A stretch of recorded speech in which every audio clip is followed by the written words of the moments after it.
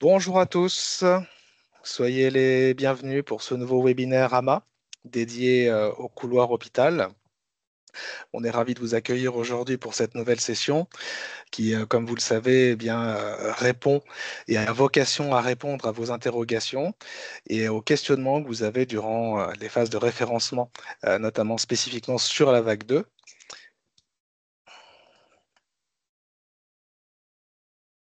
Donc, en préambule, je vais vous présenter les intervenants qui vont participer à ce webinaire. Donc, pour la Task Force Hôpital, nous avons donc Clara Morlière, Inès Gouil. Pour l'équipe référencement au sein de l'ANS, nous avons Charzad Atri, nous avons également Léa Segovia sur la partie SSI. Sur la partie interopérabilité, nous serons accompagnés de messieurs Maël Priour et Alain Perrier. Sur la partie MSS, nous avons également Monsieur Brice qui nous rejoindra. Pour ma part, je suis Fabien Guttmann, je fais partie de l'équipe accompagnement éditeur et nous avons également la présence d'un des membres de l'équipe du CNDA qui est Madame Johanna Gioja.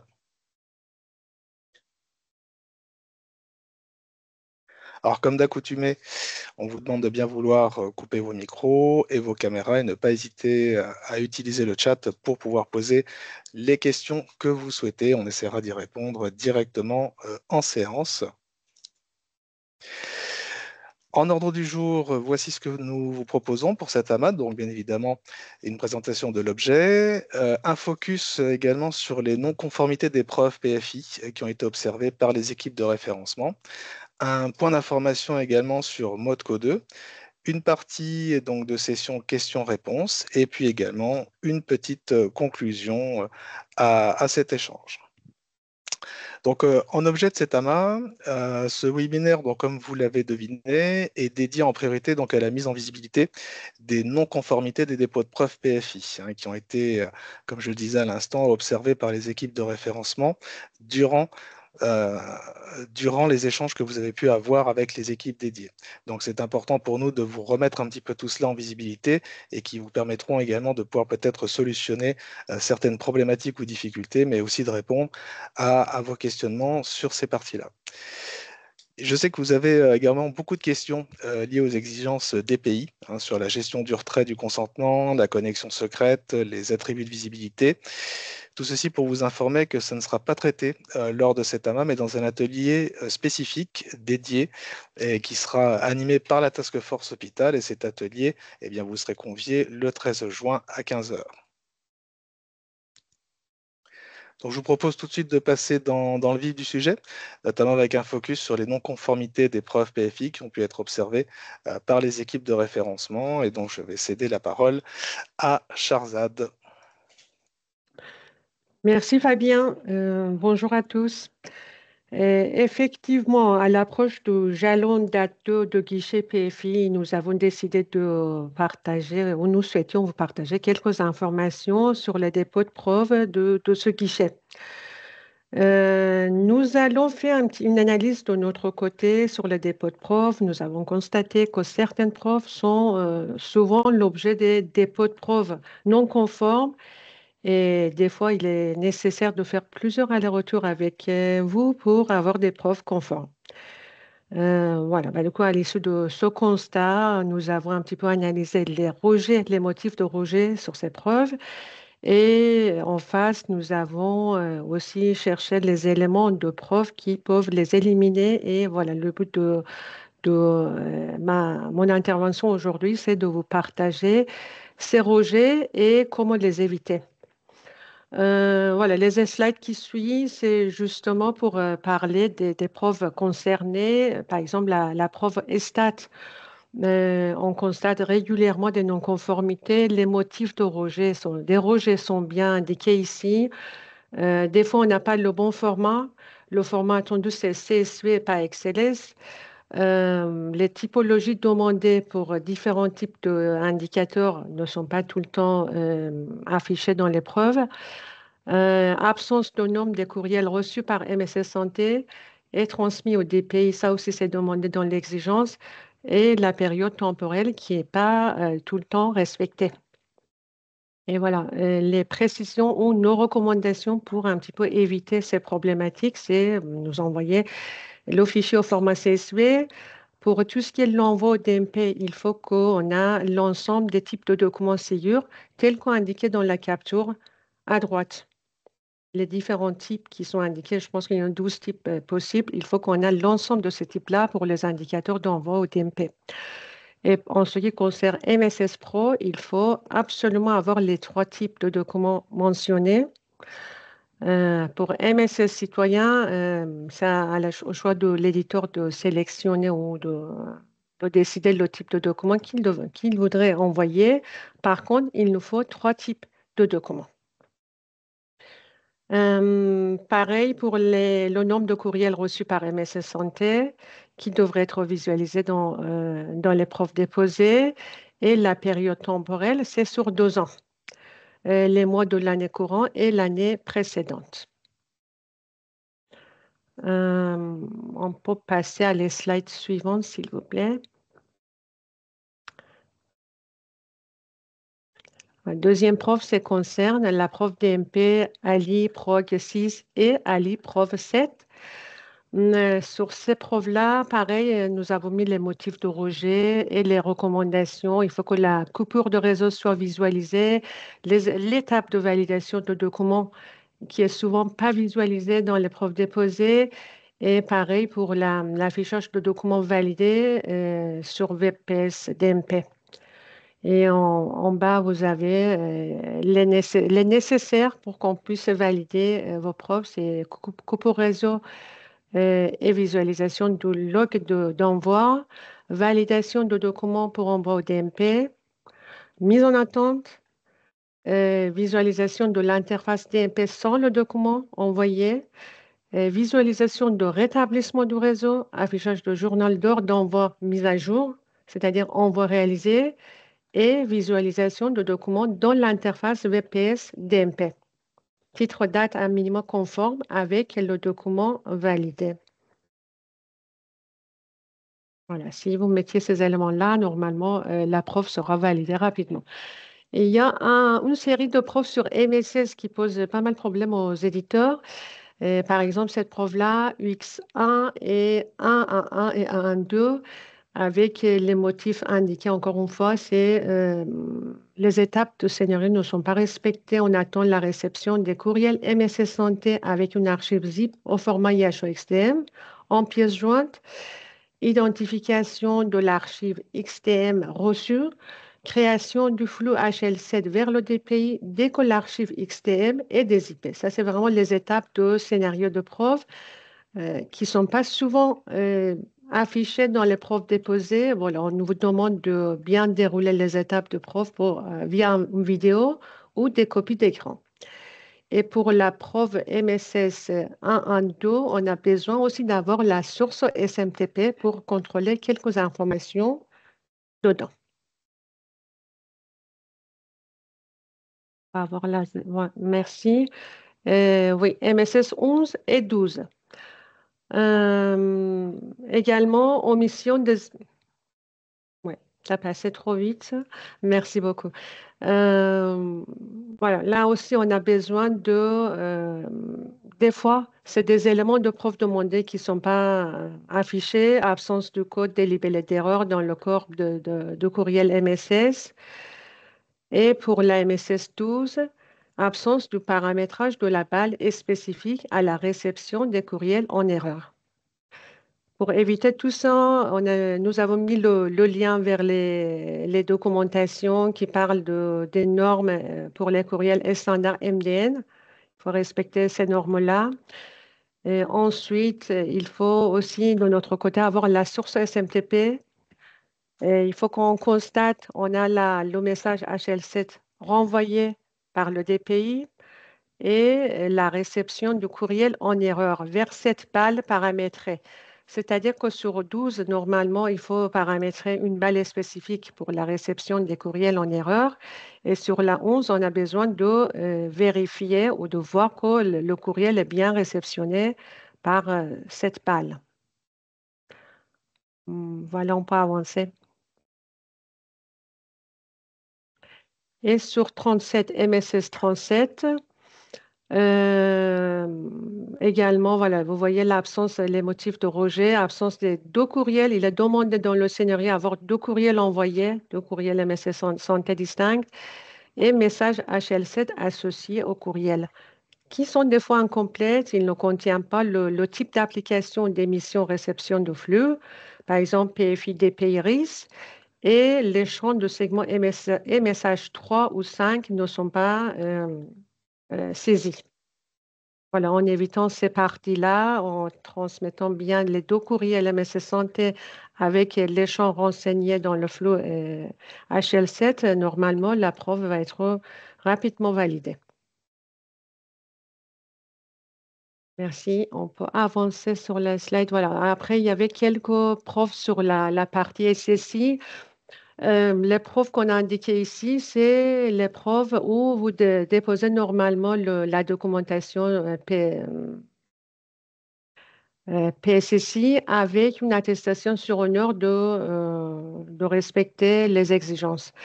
Et normalement, alors, souvent on constate sur l'attestation remplie des manquements. Par exemple, la dénomination sociale, commerciale qui n'est pas bien indiquée. Des fois, la signature est manquante et des fois, on ne trouve pas facilement les numéros de page et des sections qui répondent aux exigences dans PSSI. Et comme les PSSI sont des documents d'une vingtaine, trentaine ou 50 pages, ça complique la chose de chercher les informations. Ça, c'est bien aussi demandé dans l'exigence d'indiquer les pages et les sections qui répondent aux exigences. Voilà. Pour avancer sur oui, le test d'intrusion, gène 18, également, des fois, c'est pas... Excuse-moi, Charzad, Oui, je me Inès. permets d'intervenir peut-être parce que c'est quand même important tout ce que tu dis. Marquer peut-être un temps de pause pour nous assurer que les éditeurs en présence voilà, n'ont pas de questions. Est-ce que à ce stade, ce que vous avez expliqué, Charzad, est OK pour vous, pour les éditeurs qui sont en voie de déposer ces types de preuves? Ouais, OK, très bien. Merci. Bah, poursuivons dans ce cas. Super, merci. Voilà, sur la preuve qui concerne le rapport de test d'intrusion, les motifs de rejet, c'est des fois c'est que le document, l'attestation n'est pas signée électroniquement, c'est l'attendu. Des fois, on a des éléments non applicables de test, mais sans justification de la raison de non-applicabilité de ces tests.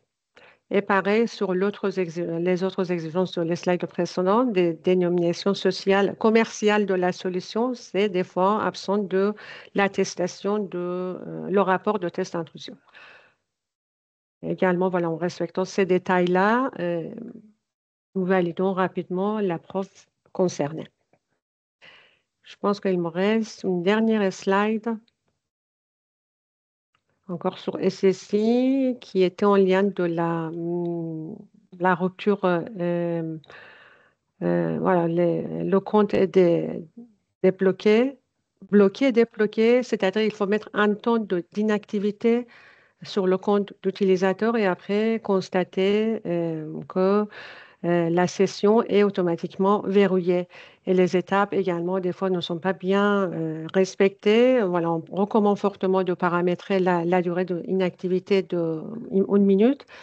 Connexion avec un profil utilisateur, attendre la durée d'inactivité paramétrée et montrer que la session est automatiquement verrouillée. Voilà, ça c'était, je pense que la dernière slide, je reste disponible s'il y a des questions par rapport à tout ce que j'ai partagé. Sinon, Peut-être avant de passer sur Modco 2, voilà, là, vous avez compris, hein, l'objectif, c'est un amas un peu particulier. Comme on arrive en fait à échéance prochaine du jalon de référencement à la PFI, on souhaitait vraiment vous mettre en visibilité les erreurs un peu récurrentes identifiées par l'équipe référencement lors des dépôts de preuves pour permettre de faire gagner du temps, notamment à ceux qui vont prochainement arriver sur ces dépôts-là. Voilà, n'hésitez pas dans le chat à nous dire si par rapport, ça c'est ce que nous on a identifié en termes de récurrence d'erreurs, Mais voilà, si vous avez aussi identifié des difficultés par rapport à des dépôts de preuves qui vous interpellent, n'hésitez pas à les mettre aussi dans le chat pour qu'on puisse, alors je ne sais pas si on aura le temps d'y répondre aujourd'hui, mais qu'on puisse prendre acte de ce que vous dites et pouvoir vous répondre dans les prochains jalons pour vous permettre du coup vraiment d'être le plus efficace possible dans vos dépôts de preuves.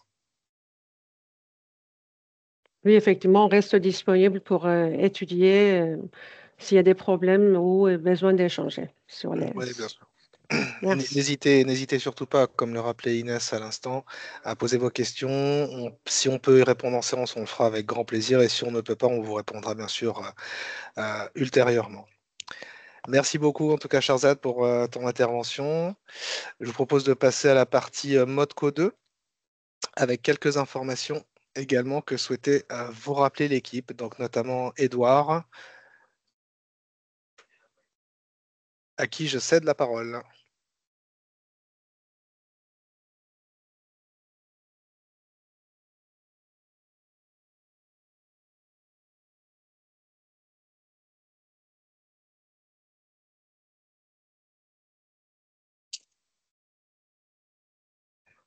Alors, est-ce qu'Edouard est présent?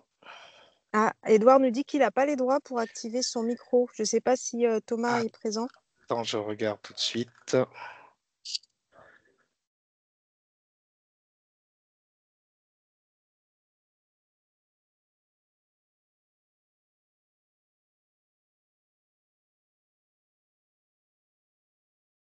Bonjour Bonjour à Edouard, tous. normalement tu as les droits.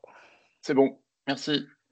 Merci à Oui, toi. pas grand-chose a priori, sauf s'il y a des questions à rappeler sur l'outil qui permet de valider les preuves MS Santé, je dirais cœur, qui ne sont pas UX.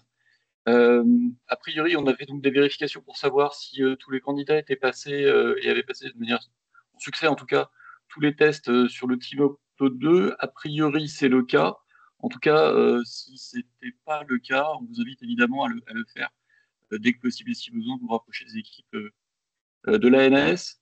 La seule remarque qu'on pouvait faire sur un peu notable, si on peut dire, sur les tests déroulés en termes de rétex, c'est qu'on a pu constater que certains candidats, effectivement, avaient proposé comme preuve certains numéros de jobs qui étaient en fait des jobs réalisés par d'autres éditeurs qui proposent des composants dont ils ont fait l'acquisition, qu'ils intègrent dans leur logiciel.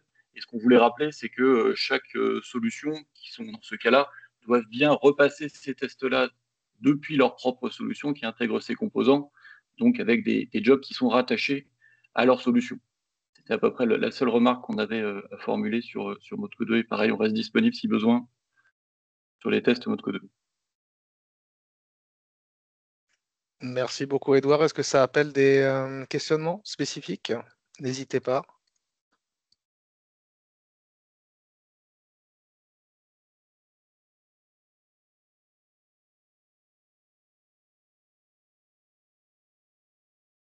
Très bien, bah, écoutez, je vous propose de passer directement aux questions-réponses. Merci Edouard de ton intervention en tout cas. Donc sur la partie questions-réponses, donc ce que je propose directement, c'est de lire la question et je laisserai directement la task force intervenir pour préciser les éléments de réponse. Donc sur la partie dépôt de preuve MSS, donc la première question reçue, dans le scénario SCMSS/UX.40, nous n'avons pas compris. Qu'attendez-vous sur cette preuve? Il aurait été pertinent d'avoir le choix de l'interface de configuration du système permettant de caractériser les nouveaux documents. Cependant, nous mettons à disposition un fichier Word qui décrit la logique que nous avons instaurée en dur pour caractériser ce qu'est un nouveau document. Est-ce suffisant pour répondre à cette preuve?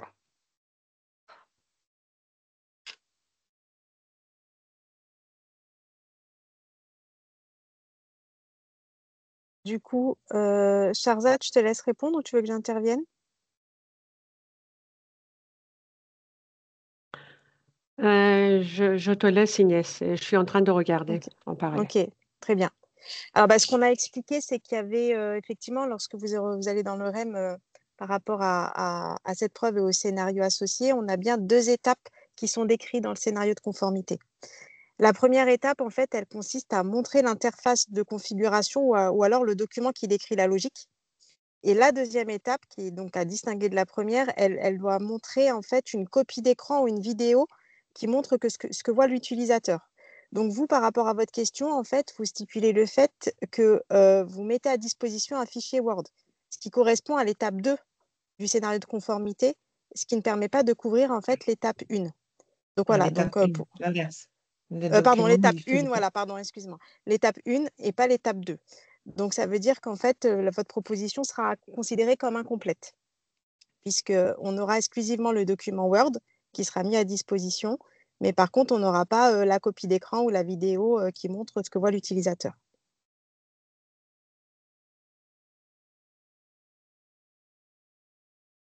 Voilà, je ne sais pas si l'éditeur qui a posé la question est présent, s'il souhaite rebondir par rapport à cette réponse. Est-ce qu'elle est claire ou pas? Je ne sais pas, juste peut-être Inès, bien préciser, parce que peut-être que beaucoup d'éditeurs connaissent par cœur les exigences, mais c'est bien comme on parlait beaucoup de PFI avant, hein, là, cette exigence-là, elle est côté DPI, puisqu'on parle d'interface, etc. Mais juste peut-être pour le préciser, c'est le fait que c'est l'exigence hein, qui doit permettre d'informer les utilisateurs, donc là en l'occurrence les professionnels de santé, de la présence de nouveaux documents intégrés au système et ici d'un courriel MS Santé. Vous savez, hein, quand on avait pas mal travaillé l'ensemble des exigences lors de la conception, l'idée c'est que comme on fait une intégration automatique via les boîtes aux lettres, il y a quand même un enjeu pour le professionnel de santé, pour ces différents patients, de voir quels sont les nouveaux documents intégrés.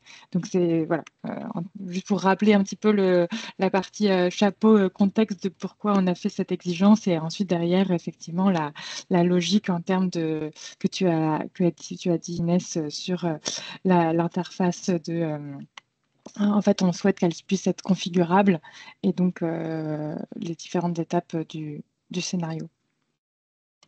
Voilà, juste parce que comme avant on parlait beaucoup PFI et que là on vient de switcher côté DPI, c'était juste pour présenter c'est ça. Merci Clara, merci Inès. Je propose de passer à la question suivante. S'il n'y a pas d'autres réactions, effectivement, même globalement sur les sujets de la MSS côté PFI et DPI, parce que je crois qu'on n'y revient plus après. Et sinon, comme vous l'avez dit, Inès, n'hésitez pas à mettre dans le chat. Je vous laisse poursuivre. Ouais, merci. Donc une autre question sur la partie interopérabilité. Donc, dans le cadre d'épreuves concernant la visualisation de documents CDA avec une feuille de style producteur CDA/in.15, il est très difficile, sans ouvrir toutes les archives une par une, de trouver dans les exemples d'archives IHE-XDM des éléments contenant des CDA R2N3 avec une feuille de style du producteur incluse dans l'archive. Pourriez-vous en mettre à disposition et nous indiquer si un système de recherche simplifié nous permet d'en trouver sans toutes les ouvrir? Bonjour, c'est Alain Perrier qui va répondre. Bonjour Alain. Bonjour. Oui, alors c'est vrai que dans le repository GitHub dans lequel on a tous les exemples XDM, c'était peut-être pas facile de trouver l'exemple parce qu'en fait, il n'y en a qu'un. Et enfin, il n'y en avait pas jusqu'à présent. Et donc, on va en créer un qui est Cancer PPS 2022-01 avec feuille de style externe. Aujourd'hui, c'est le seul cas d'usage qui existait avec une feuille de style séparée. Donc, on ne parle pas de l'autoprésentable dans lequel la feuille de style est incluse dans le CDA. Là, on parle bien d'un CDA et d'une feuille de style séparée. Donc, en fait, dans la réalité, il n'y a pas de cas d'usage aujourd'hui, mais c'est une chose qui est possible, enfin qui est prévue dans les spécifications.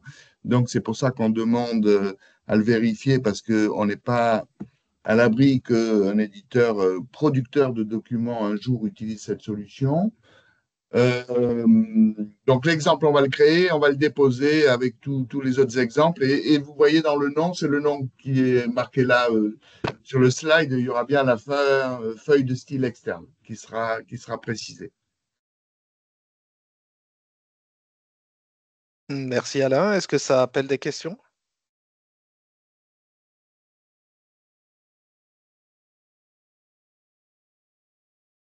Ah, on a une question.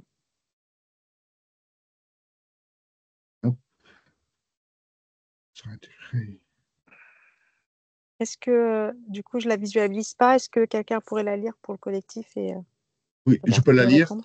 Oui. Est-ce que ce document sera intégré à un patient du jeu de test du CNDA afin de tester l'import de ce type de document dans le DPI? Alors, petite précision. Aujourd'hui, le DMP n'accepte pas les CDA avec des feuilles de style externes. D'accord? Donc, il n'y en aura pas dans le DMP pour l'instant et avant un moment. D'accord? Donc, le CNDA, à mon avis, il ne va pas intégrer ce genre de document.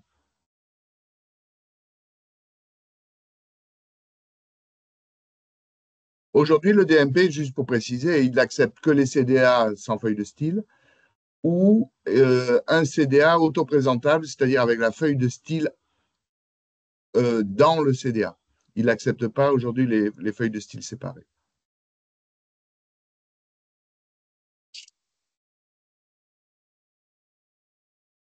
Merci Alain. Est-ce qu'il y a d'autres questions?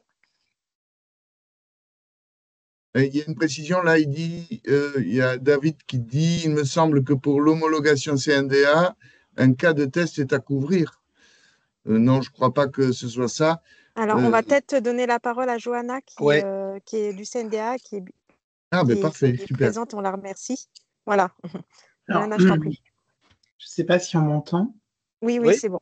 Oui. On entend. Désolé, j'ai pas les droits pour écrire dans le chat, donc j'ai pas pu répondre directement. Dans l'homologation CNDA, le cas à couvrir, c'est un CDA avec une feuille de style intégrée, pas avec une feuille de style externe. Voilà, c'est Tous ça, c'est un les CDA qui ont autoprésentable. des ClassPass qui visent des feuilles de style externes sont rejetés par nos équipes.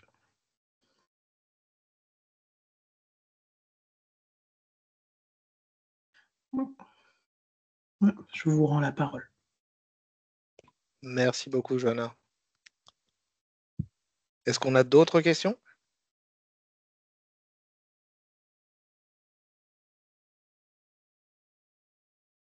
Par contre, effectivement, ça me paraît intéressant, là, si ce n'était pas forcément clair pour tous les éditeurs, pour ceux qui sont justement côté en train de passer l'homologation CNDA. Merci pour cette précision et cette différence avec les éléments là par rapport à la question qui a été posée. Donc peut-être se le noter quelque part pour ceux qui à la fois ne verraient pas le replay et qui se poseraient la même question. On enregistrera la réponse. Tu veux dire Ouais. que je vous envoie un complément d'information qu'on rajoute à la réponse, là? Peut-être que ça sera le mieux si tu peux, effectivement, Alain. Ouais, d'accord. Top. Merci. Et d'ailleurs, il y a une autre question de Catherine dans le chat. Alors, si la PFI reçoit ce IHEXDM, elle doit aussi remonter la feuille de style. Oui, alors l'exigence avec les feuilles de style, c'est que le consommateur doit effectivement enregistrer la feuille de style avec le CDA pour pouvoir après présenter le CDA avec la feuille de style en question.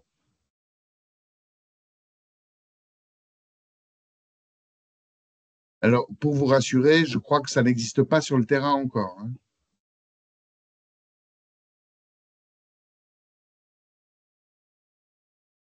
Et en complément, j'en rajoute encore, et en complément, dans les prochaines solutions où il sera nécessaire d'avoir un affichage conforme à ce qu'a voulu le producteur du document, on privilégiera la solution avec le PDF encapsulé. C'est notamment ce qu'on va faire dans les nouvelles versions du CR Bio et de la prescription de produits de santé. Est-ce que Maëlle est là? Parce que je crois que la question aussi, elle est liée au flux HL7 V2. Oui, bonjour Alain. Merci pour la réponse. En fait, donc, il y avait bien cette exigence qui demandait pour les éditeurs de DPI de récupérer une archive HEXDM avec une feuille XSL séparée et de pouvoir l'afficher, en fait. C'est bien prévu dans la norme, comme nous le disait Alain, qu'en fait, dans une archive HEXDM, on peut bien mettre une feuille de style XSL. Donc l'exemple n'existait pas, donc il va être créé. En fait, pour ceux qui n'avaient pas des exemples sous la main, donc il va être créé. Donc vous allez pouvoir, grâce à cet exemple, faciliter vos dépôts de preuves en vous appuyant dessus pour montrer que vous êtes en capacité, en fait, d'afficher ce type de document.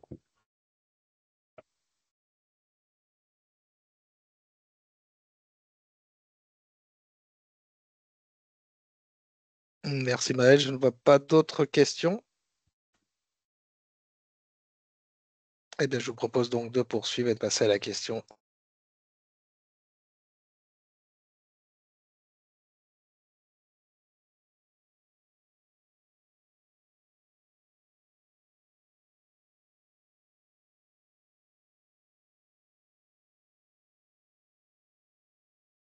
Fabien, on te laisse lire la question ou tu veux que je le fasse? Je crois qu'il a muté son micro. Ah, Oui, Fabien, micro ton... Pardonnez-moi, fausse manipulation. Je me suis muté. Je ne touche Et plus on à n'a mon pas fait la ouais, je crois qu'on t'a passé question une précédente. question précédente.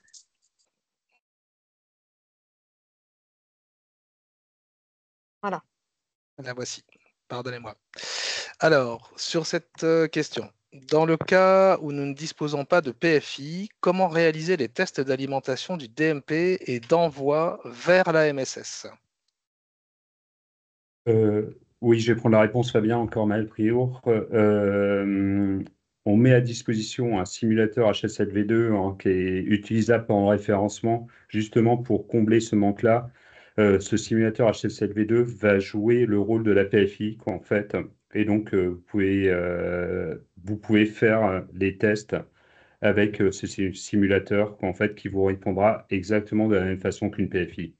On vous a remis en dessous, ci-dessous, le lien vers la documentation et le mode opératoire pour utiliser le simulateur.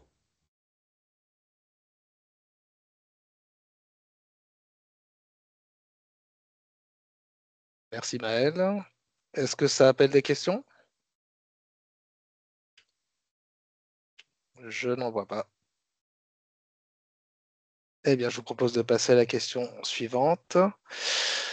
Côté DMP, donc sur le scénario de conformité DMP conf.14.01, concernant l'étape du scénario 5, montrer l'invisibilisation d'un des documents existants dans le DMP par l'utilisateur. Or, il n'est pas possible de rendre un document visible en invisible.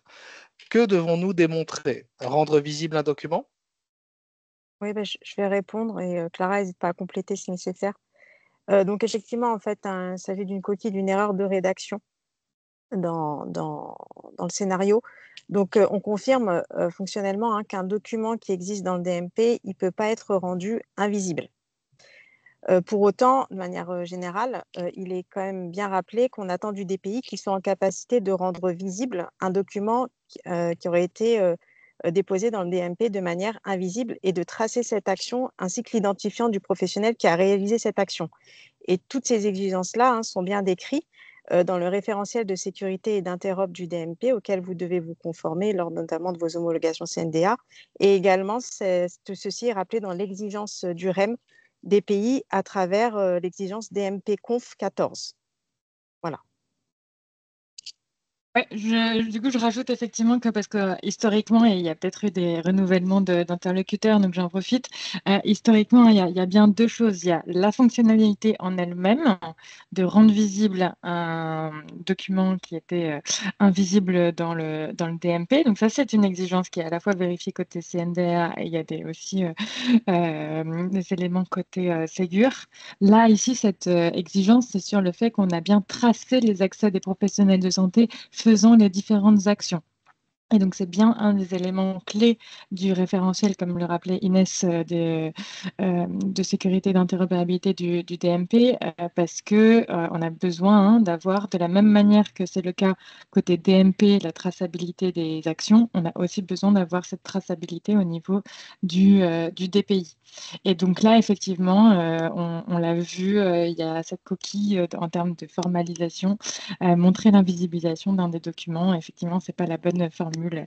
Et sachez que c'est côté DPI, mais du coup, comme on ne l'avait pas encore vu jusqu'à présent, eh bien, c'est aussi présent sur les autres DSR.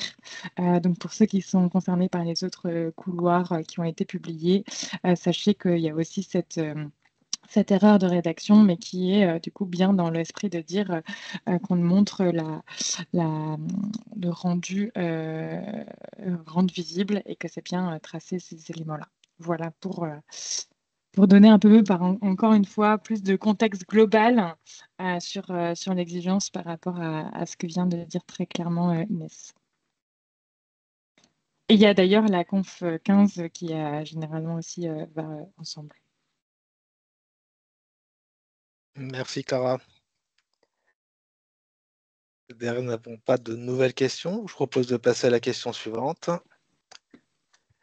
Alors, donc, dans le cadre des contrats de maintenance, que se passe-t-il lorsqu'un contrat V1 existe déjà? Est-ce que le Ségur VEC 2 est livré dans le cadre du contrat de la V1 ou bien est-ce un contrat distinct avec sa maintenance de 5 ans?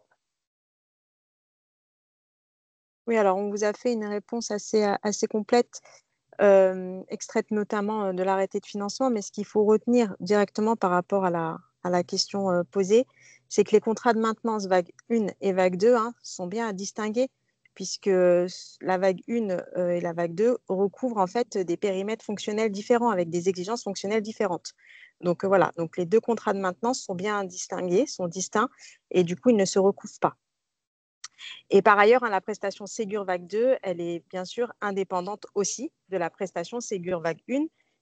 Ce qui en témoigne d'ailleurs, c'est le fait qu'effectivement, on met notamment des PV qui valident la réalisation de la prestation qui sont bien différents entre la vague 1 et la vague 2. Voilà. On rappelle également que la maintenance de la solution, elle couvre du coup la partie corrective et qu'elle est établie pour la durée restante du contrat support dans la limite de 5 années. Et on s'établit sur ces 5 années, que ce soit sur la vague 1 et la vague 2. Voilà. Et pour avoir du coup le détail des conditions qui régissent ce sujet-là, on vous invite vraiment à aller regarder l'arrêté de financement dans lequel en fait on vous a remis en visibilité tout ce qu'il fallait savoir par rapport au contrat de maintenance. Mais voilà, par rapport à la question initiale qui était de dire comment je gère le contrat de maintenance vague 1 par rapport au contrat de maintenance vague 2, eh bien, en fait, ce sont deux contrats de maintenance à gérer distinctement, car faisant référence à des fonctionnalités différentes et un périmètre fonctionnel différent.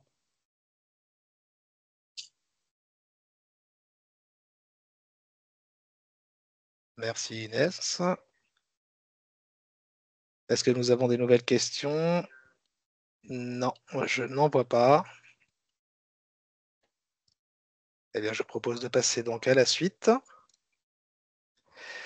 Donc, sur l'exigence MSS UX.39, elle permet d'importer manuellement des documents CDA provenant d'une enveloppe IHE XDM qui n'ont pas pu être intégrés automatiquement du fait d'une erreur d'identification patient.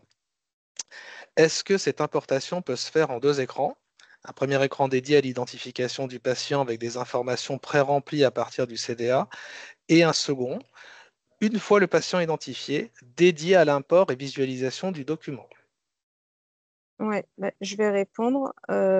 Du coup, c'est une exigence relative au DPI, il me semble aussi.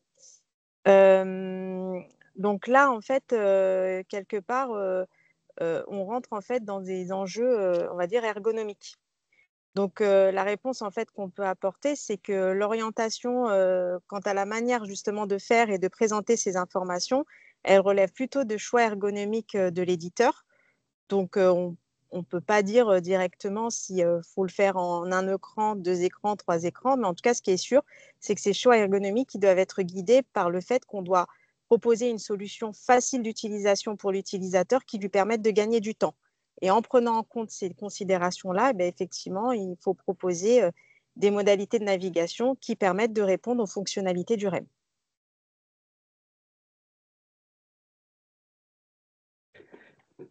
Inès, si on permet d'un petit peu compléter, du coup, voilà, la choix, que ça soit une vidéo ou des copies d'écran, ça nous convient.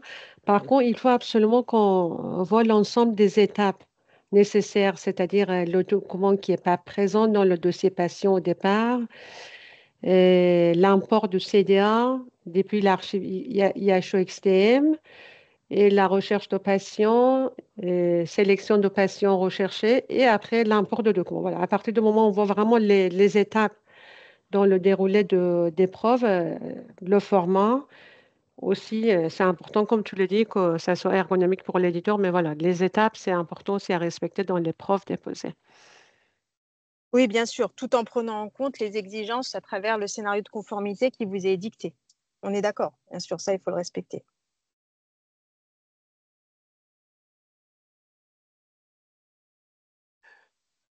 Merci, mesdames. Est-ce que nous avons de nouvelles questions ou pas? Eh bien non, donc je vous propose de poursuivre. Donc sur la partie Interop, MSS et DMP, alors là, on souhaitait vous mettre en visibilité plusieurs questions qui sont actuellement en cours d'investigation de notre côté. Est-ce que Inès, éventuellement, tu souhaites les commenter? C'est plutôt côté CNDA que Oui. c'est en cours d'investigation. Donc, vous leur avez d'ailleurs par ailleurs adressé parfois un ticket support Ségur, parfois un ticket CNDA. Donc, on a fait le point avec nos partenaires pas CNDA, GIE, Sésame Vital. Donc voilà, ces tickets sont bien en visibilité chez eux, sont actuellement en cours d'instruction et normalement, voilà, vous recevrez des réponses incessamment sous peu par rapport aux questions que vous avez posées là-dessus. Merci Inès. Et avant de conclure, je voulais revenir sur ce qu'a dit Fabien en introduction. On a bien conscience du fait que voilà, il y a pas mal de questions un peu structurelles qui se posent pour pouvoir vous permettre d'avancer plus sereinement sur les développements, en particulier sur le sujet de gestion du consentement et notamment la notion de retrait du consentement, comment on la gère notamment par rapport à la variable de l'équipe de soins, la connexion secrète, les attributs de visibilité qui peuvent impacter justement le versionning des documents. Voilà, donc tous ces sujets sont des sujets complexes qu'on ne peut pas forcément adresser dans le cadre de cet AMA-là, mais plutôt sous la forme d'un atelier de travail. On a commencé bien sûr à avoir quelques éléments de réponse sur ces sujets-là qu'on instruit depuis quelques temps maintenant, avec notamment nos partenaires de la CNAM. Et donc, c'est pour ça qu'on vous propose un atelier la semaine prochaine, le 13 juin. Donc, Clara, soit l'a déjà fait, soit va le faire incessamment sous peu, vous adresser l'invitation du vendredi 13 juin après-midi. Et on a bien compris aussi que vous aviez besoin d'être en interaction plus régulière avec nous pour justement creuser des sujets qui, par le biais, entre guillemets, du papier, sont parfois difficilement intelligibles. Donc ça, on l'a bien pris en compte aussi. Et on va voir comment, justement, on peut faire en sorte d'être dans une logique de travail un peu plus interactive pour vous permettre d'avancer plus sereinement sur ces développements, là, sur les mois à venir, pour la partie notamment des pays.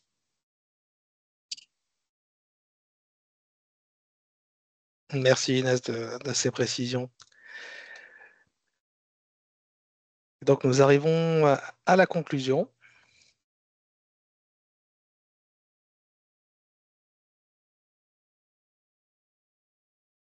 Est-ce que vous souhaitiez rajouter quelque chose, Inès et Clara? Non, mis à part que du coup, on va être amené à se voir régulièrement sur les prochains mois. Ouais, il y a une question aussi. Il y a une question. J'ai pas vu. On a un petit peu de temps pour les prendre. Parce que comme je suis en mode présentateur, je ne les vois pas toutes forcément. Vas-y, continue Inès, et ensuite on prend la question. Non, mais ça y est, j'ai fini. J'avais pas vu la question, donc je te laisse dire la question si tu la vois. Oui, c'est une question. Alors justement, donc là, on est très dans la partie référencement et c'est effectivement notre préoccupation première jusqu'à la date de fin de référencement côté PFI d'abord et puis évidemment côté des pays. Après le référencement, évidemment, il y en a un certain nombre d'entre vous qui les lettres maintenant référencés côté PFI. Vous avez effectivement la partie ASP et donc bon là aujourd'hui, on n'a pas les équipes de l'ASP vu que c'était pas l'objet du webinaire, mais vous avez donc cette question concernant les gisons à transmettre sur les demandes d'avance. Et du coup, il y a une documentation effectivement disponible sur le site qui se nomme documentation technique du remplissage des fichiers JSON pour le dépôt des demandes d'avance, pour voilà, avoir un certain nombre d'indications sur la correspondance entre les bons de commande et les fichiers JSON à générer. Mais ce que vous dites, c'est que certaines correspondances ne sont pas évidentes sur certains champs. Ils peuvent être sujettes à interprétation. Et bah, du coup, et vous avez envoyé le détail de vos questions sur les correspondances à Fabien. Oui. Et donc, Fabien, toi, tu les as reçues. Et la question, c'est est-ce qu'il y aura une nouvelle version de cette documentation suite à justement ces demandes de précision? Alors, j'ai posé la question justement au service de l'ASP. J'ai bien votre demande actuellement en cours, monsieur Lopez. Là-dessus, rassurez-vous. J'ai vu votre message d'ailleurs ce matin. J'ai relancé les services de l'ASP sur le sujet parce que j'ai pas eu leur retour encore. Et on va regarder dans le détail cette demande que je n'ai pas vue, enfin, je crois l'avoir vue passer, mais effectivement, je ne suis pas intervenue. Mais il y a eu quelques ajustements qui ont dû être faits un peu dernière minute sur les bons de commande PFI, qui peuvent être peut-être liés à ces difficultés à comprendre certains champs dans le JSON.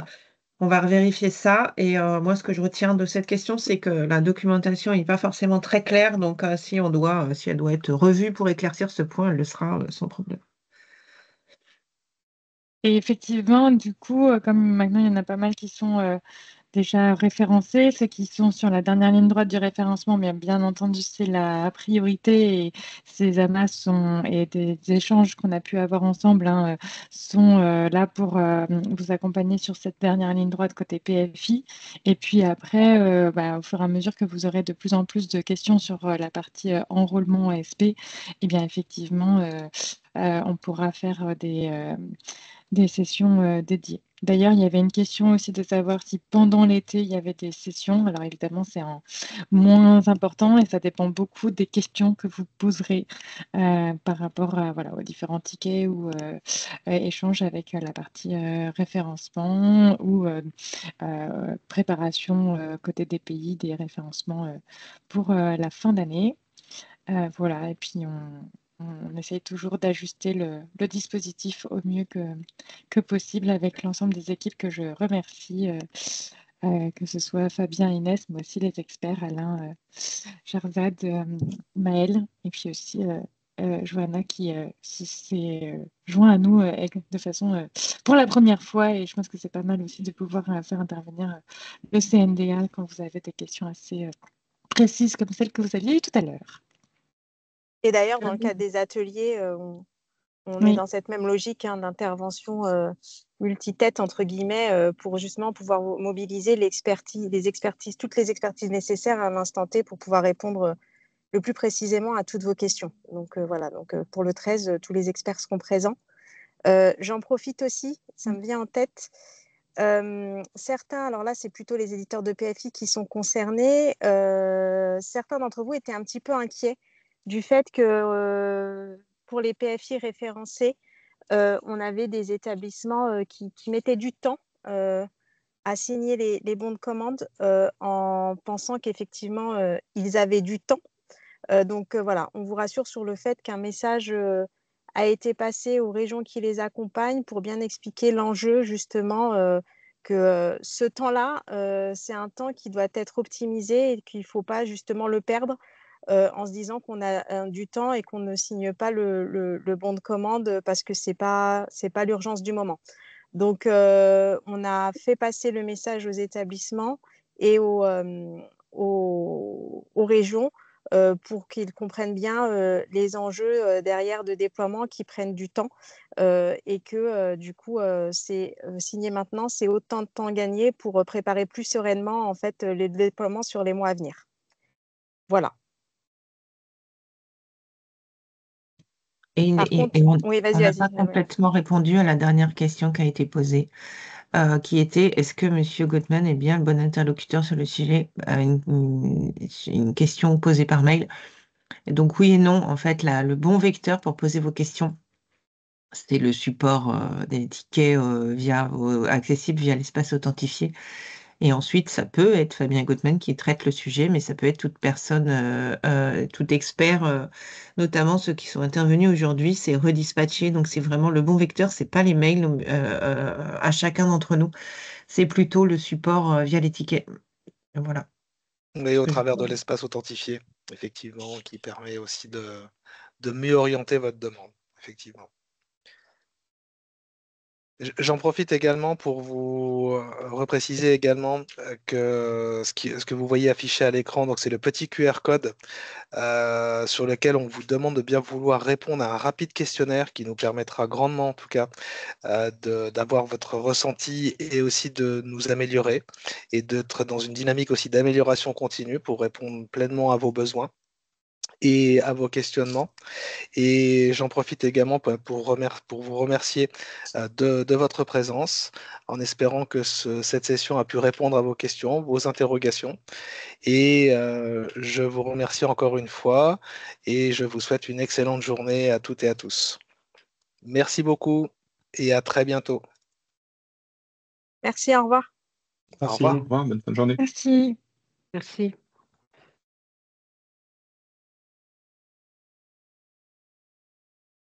Ah, j'ai oublié, toi.